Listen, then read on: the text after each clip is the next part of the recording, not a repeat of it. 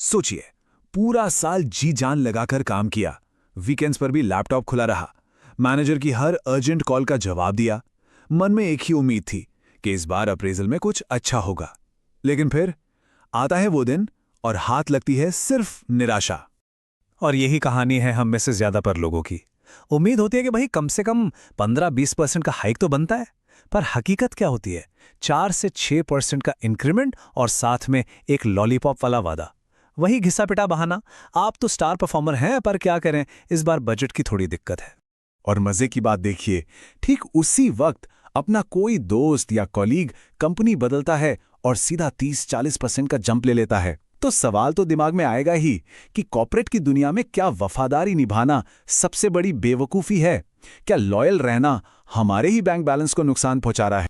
चलिए इस सवाल का जवाब ढूंढते हैं और हवा में बातें नहीं करेंगे, बिल्कुल आंकड़ों के साथ समझेंगे। इसके लिए एक कहानी देखते हैं, दो दोस्तों की। तो हमारे सामने हैं दो किरदार। एक है वफादार विजय, जो मानता है कि कंपनी ही तो परिवार है, और दूसरा है स्मार्ट सुरेश, जो ये बात अच्छी तरह जानता है कि कंपनी सिर्फ एक बिजनेस है। दोनों ने अपना करियर एक साथ, एक ही सैलरी यानी 5 लाख सालाना से शुरू किया। अब विजय को देखते हैं। वो लॉयल है, अपनी कंपनी को परिवार जो मानता है, तो वो 3 साल तक उसी कंपनी में टिका रहता है। पहले साल 5% का हाइक मिला, सैलरी हुई 5.25 लाख। दूसरे साल 6%, सैलरी पहुंची 5.56 लाख। और तीसरे साल 7% हाइक के बाद उसकी सैलरी मुश्किल से करीब करीब 6 लाख तक पहुंच पाई।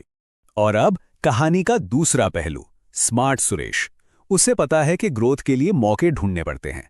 उसने 1.5 साल बाद ही नौकरी बदल ली और सीधा 30% का हाइक लिया। सैलरी हो गई 6.5 लाख।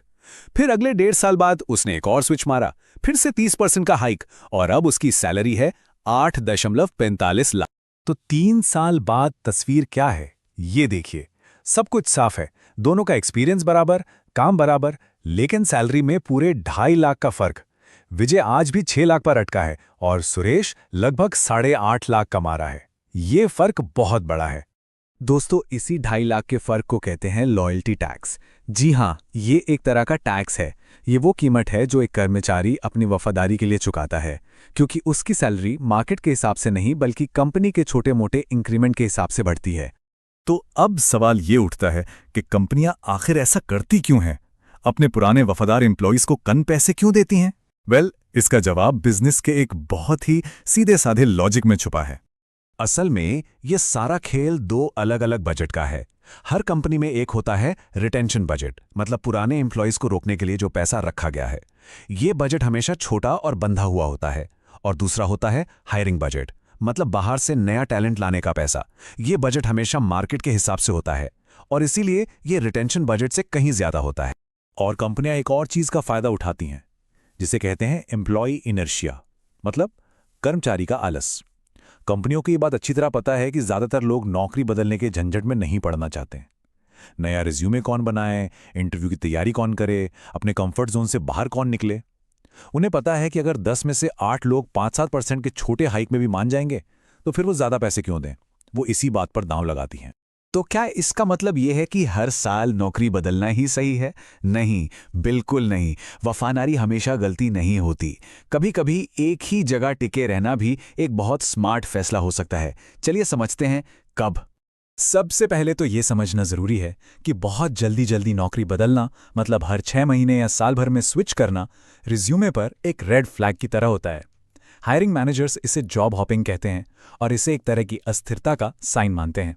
लेकिन लॉयल्टी एक जबरदस्त स्ट्रैटेजी बन जाती है जब पैसे के अलावा कुछ और कीमती चीजें मिल रही हों।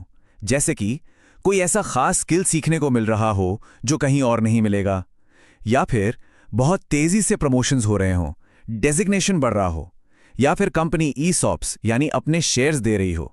ये सब लॉन्ग टर्म में बहुत फायदेमंद हो। लेकिन एक बात गांठ बांध लेनी चाहिए, अगर ग्रोथ रुक गई है, कुछ नया सीखने को नहीं मिल रहा और हाइक भी बस नाम का है, तो यह वफादारी नहीं है, यह सीधा सीधा करियर सुसाइड है। अपने करियर के साथ एक बहुत बड़ा खिलवाड़। तो अब सवाल आता है कि आखिर क्या किया जाए। चलिए एक प्रैक्टिकल एक्शन प्लान पर नजर डालते हैं। ये एक बहुत ही सिंपल 3 स्टेप प्लान है। स्टेप 1, हर साल चाहे नौकरी बदलनी हो या नहीं, अपना रिज्यूमे अपडेट जरूर करें। स्टेप 2, इंटरव्यू देते रहें। भले ही सीरियसली जॉब नहीं ढूंढ रहे हों, लेकिन इससे अपनी असली मार्केट वैल्यू का पता चलता है।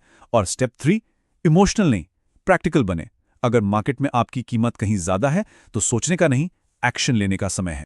देखिए, कड़वा सच यही है, कंपनी एक परिवार है। ये सुनने में बहुत अच्छा लगता है, पर ये सिर्फ एक डायलॉग है। हकीकत में ये एक लेन देन है। आप अपना वक्त और स्किल देते हैं और कंपनी उसके बदले पैसे देती है। और जिस दिन ये सौदा फायदेमंद ना लगे, उस दिन इस पर दोबारा सोचना बहुत जरूरी है।